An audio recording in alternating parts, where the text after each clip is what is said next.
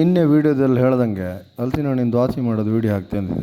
1.5 ಲೋಟ ಅಕ್ಕಿ, ಹಲಸಿನ ಹಣ್ಣು ಸಿಹಿ ಕಂಡು ಬೆಲ್ಲ ಹಾಕಂದು ಒಳ್ಳೇದು. ಹಾಗೆ ಸ್ವಲ್ಪ ಹಲಸಿನ ಹಣ್ಣು ಇದನ್ನೆಲ್ಲ ಮಿಕ್ಸಿ ಹಾಕಿ ರುಬ್ಬೋತಿಗೆ 2 ಏಲಕ್ಕಿ, ಸ್ವಲ್ಪ ಅರಿಶಿನ ನೋಡಿ, ಚೂರು ನೀರು ಹಾಕಿ ರುಬ್ಕೊಳಕ್ಕೆ.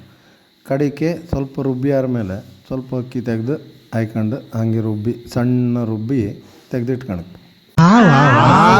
ಕಡೆಗೆಲ್ಲ ರುಬ್ಬಿ ಹಾಕಿ ಒಂದು ರೌಂಡ್ ತಿರ್ಸಿ ಬದಗಿಡಕ್ಕೆ.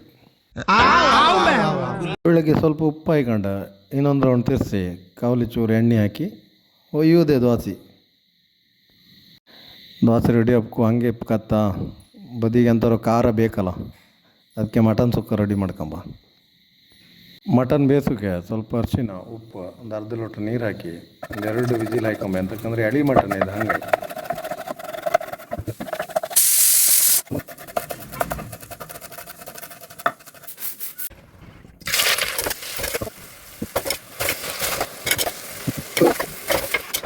ಮಟನ್ ಸುಕ್ಕ ರೆಡಿ ಆಯ್ತು. ಇನ್ನು ನಾವು ಬ್ಯಾಟಿಂಗ್ ಶುರು ಮಾಡೋದೆ. ಮತ್ತೆ ಭೇಟಿಯಾಗೋಣ. ನಮಸ್ಕಾರ.